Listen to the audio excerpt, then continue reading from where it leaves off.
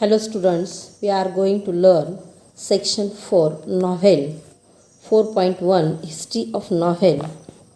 In this write-up, the origin of the novel, its progress, its authors, the different types of novels and the various elements of a novel have been discussed in brief. In the last lecture, we have seen the page number 173 and today we want to start the page number 174. See, thus, novel as a form appears to have been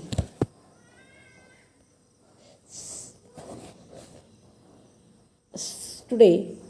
Then, the novel as a form appears to have been designed for both to face the aspirations of the middle and lower classes and meet their longings. तर या ठिकाणी आपण पाहिलेलं या ठिकाणी की या कादंबरीमुळे या ठिकाणी हा मिडल क्लास आणि लोअर क्लास यांच्या या ठिकाणी ज्या ॲस्पिरेशन्स आहेत, ॲस्पिरेशन्स म्हणजे या ठिकाणी काय आकांक्षा ज्या आहेत त्या या ठिकाणी तिथं त्यांच्या लॉन्जिंगपर्यंत या ठिकाणी त्यांच्या इच्छा व्यक्त करण्यासाठी या ठिकाणी झालेला हा प्रकार आहे. The spread of machines could provide a time to the educated middle class for reading and discussions about the books. The spread of मशीनचा या ठिकाणी झालेला प्रसार could provide a time to the educated middle class की त्यामुळे या ठिकाणी त्या मशीनचा या ठिकाणी प्रसार आणि प्रचार झाल्यामुळे या ठिकाणी की सुशिक्षित अशा प्रकारचे या ठिकाणी जे मिडल क्लासमध्ये लोक आहेत त्यांना रीडिंग करण्यासाठी आणि डिस्कशन्स करण्यासाठी अबाउट द बुक्स वेळ मिळू लागलेला आहे की त्या पुस्तकातील या ठिकाणी पुस्तकावरती या ठिकाणी विचार करण्यासाठी, पुस्तकं वाचण्यासाठी, चर्चा करण्यासाठी त्यांना वेळ मिळू लागलेला आहे. Drama and poetry were the two literary forms. त्याच्यामध्ये या ठिकाणी हे सुद्धा दोन, ड्रामा म्हणजे नाटक आणि पोएट्री म्हणजे कविता, हे सुद्धा या ठिकाणी दोन तिथं वेगवेगळे साहित्याची या ठिकाणी तिथं रूपं आहेत. Were fading away. आणि ही रूपं या ठिकाणी काय झालं मग कादंबरी सुरू झाल्यानंतर ही थोडीशी हळूहळू कमी होऊ लागलेली आहेत. Novel was a combination of some features of them and some new features were added to the form. की नॉव्हेल म्हणजे काय was a combination of some features of them. की त्या नॉव्हेलमध्ये या ठिकाणी काही फीचर्स म्हणजे या ठिकाणी काही महत्त्वाच्या गोष्टी या ठिकाणी त्याच्यामध्ये होत्या. And some new features were added to the form. आणि त्याचबरोबर या ठिकाणी काही महत्त्वाची या ठिकाणी जी वैशिष्ट्य होती ती सुद्धा त्याच्यामध्ये ॲड केली गेली. It was the prominent form in the 18th century. Important form in the 18th century. ते म्हणजे त्याने काय की एक महत्त्वाचं या ठिकाणी जे 18th centuryमध्ये 18व्या शतकामध्ये या ठिकाणी इम्पॉर्टंट पार्ट होता, भाग होता. And onwards to encompass the social, political and cultural happenings and scientific progress. आणि त्यानंतर या ठिकाणी पुढं या ठिकाणी या शैलीमुळे या ठिकाणी सामाजिक, राजकीय आणि सांस्कृतिक ह्या ज्या घडामोडी आहेत या ठिकाणी त्या स्वतःमध्ये सहजपणे या ठिकाणी होऊ लागलेल्या होत्या. आता नंतरच्या पॅराग्राफमध्ये या ठिकाणी आपण विद्यार्थी मित्रांनो पाहणार आहोत की यामध्ये या ठिकाणी इथं वेगवेगळे या ठिकाणी तिथं नॉव्हेल्सची नावं आणि नॉव्हेलिस्टची नावं, कादंबरीचे नाव आणि कादंबरीकाराचं नाव दिलेलं आहे. जर तुमच्याकडे या ठिकाणी नोटबुक असेल तर काय करायचं, या ठिकाणी हे जे हा जो पॅसेज आहे, पॅराग्राफ आहे की तो या ठिकाणी तुम्हाला तिथं आपल्याला जे क्वेश्चन्स विचारले जाणार आहेत हिस्ट्री ऑफ नॉव्हेलमध्ये या ठिकाणी ऑब्जेक्टिव्ह टाईप, तर त्यामध्ये या ठिकाणी match column A with column B किंवा या ठिकाणी तिथं ऑड मॅन आउट या दोन प्रकारच्या क्वेश्चनसाठी या ठिकाणी विचारला जाऊ शकतो. पाहता याच्यामध्ये नॉव्हेलची नावं. The pilgrim's progress by John Bunyan in 1678. की 1678मध्ये या ठिकाणी पिलग्रिम्स प्रोग्रेस नावाच्या ठिकाणी ही जी कादंबरी आहे, नॉव्हेल आहे, ती या ठिकाणी कोणी लिहिली आहे तर जॉन बुनियान यांनी. अँड ओरोनोकू बाय आफ्रा बेहन यांनी या ठिकाणी 1688 नंतर 10 वर्षानंतर जवळजवळ या ठिकाणी आफ्रा बेहन यांनी ओरोनोकू ही कादंबरी लिहिली आहे. Initiated the plenteous and colourful tradition of English novel. की त्यांनी या ठिकाणी प्लेंटियस म्हणजे या ठिकाणी लार्ज इन मोठ्या प्रमाणामध्ये या ठिकाणी in large quantity. Initiated the plenteous and colourful in tradition of English novel. एक मोठ्या प्रमाणामध्ये त्यांनी या ठिकाणी तिथं इनिशिएट केलेलं आहे, सुरुवात केलेली आहे. आणि त्याचबरोबर या ठिकाणी त्यांनी colourful tradition of English novel की त्याच्यामध्ये वेगवेगळ्या ठिकाणी रंगसंगती तयार करण्याचा प्रयत्न केला आहे.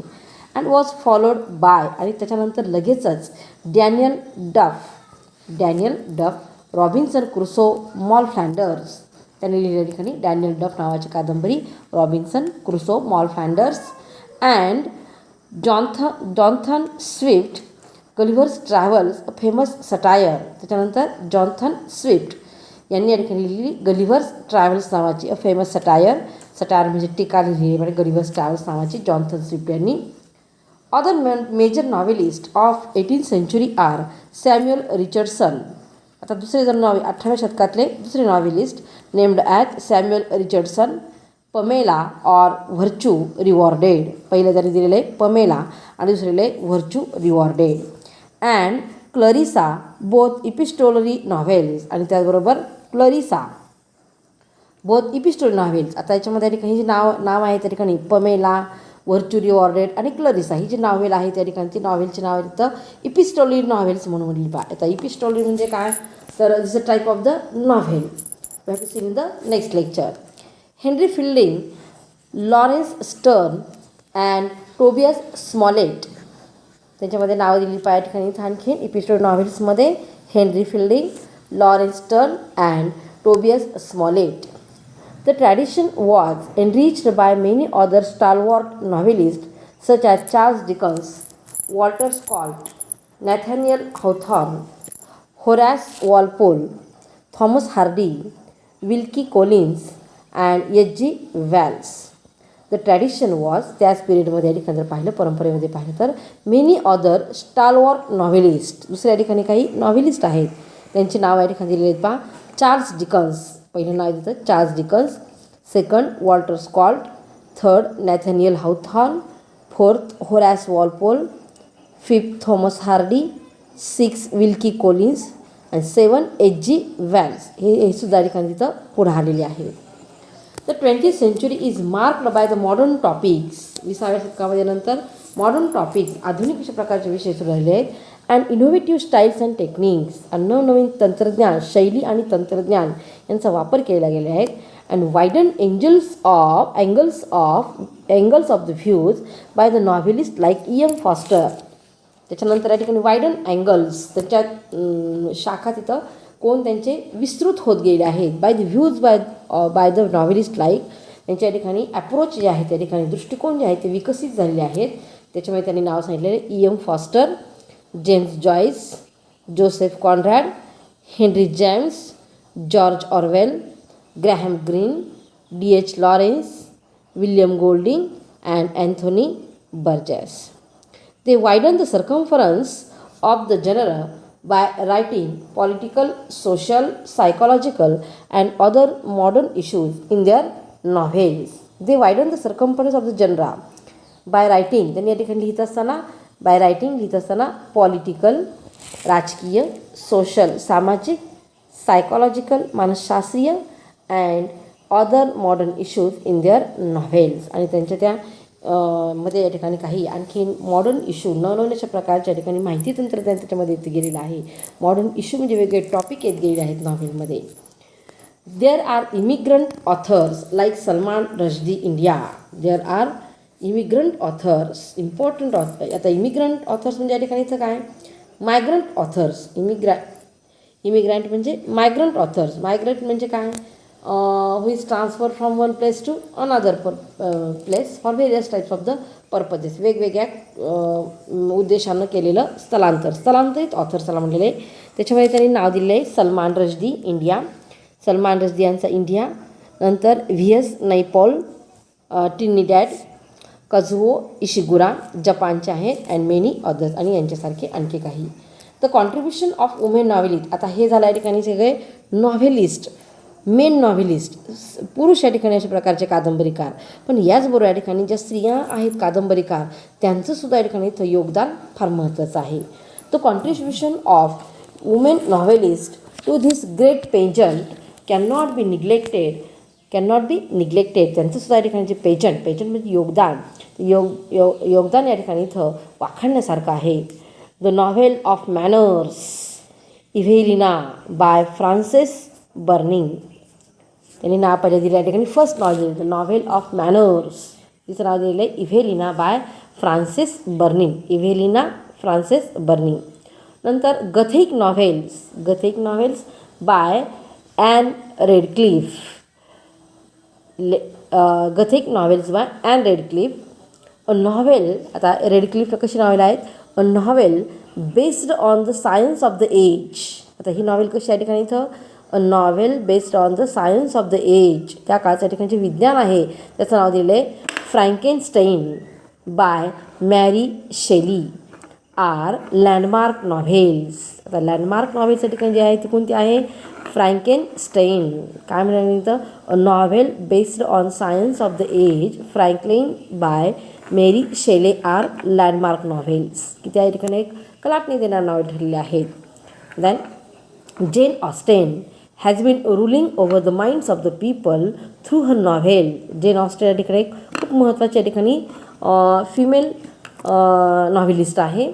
Jane Austen has been ruling over the minds of the people through her novel. तिने या ठिकाणी सर्वांवरती तिथं सगळ्यांच्या मनावरती राज्य केलेलं आहे. ब्रॉन्टे सिस्टर्स, आता Brontë sisters Emily and Charlotte, Emily Brontë आणि चार्लोट ब्रॉन्टे या दोन्ही सिस्टर्स आहेत. Have created their own place by their incomparable work. त्या दोघींचं या ठिकाणी जे वर्क आहे इनकम्पॅरेबल अशा प्रकारचं वर्क आहे. तर ह्या दोघींना म्हटलेलं आहे तिथं Brontë sisters. The Wuthering Heights and Jane Eyre, हे दोन या ठिकाणी तिथं इनकम्पॅरेबल म्हटले आहेत पहा, Wuthering Heights and Jane Eyre. Mary and Evans alias John Eliot wrote the novels reflecting psychological insight.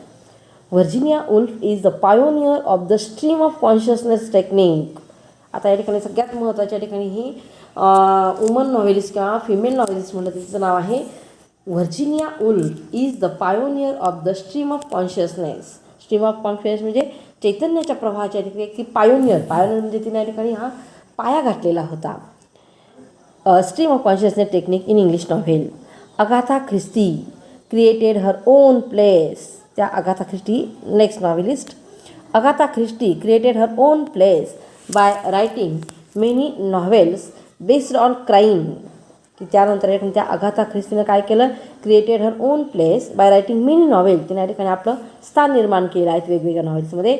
Based on crime, crime म्हणजे गुन्हेगारीवरती आधारित त्या ठिकाणी ज्या नॉव्हेल्स होत्या तिच्या नॉव्हेल्सच्या ठिकाणी थोड्याशा जास्त प्रमाणात होत्या. Hercule Poirot and Miss Marple.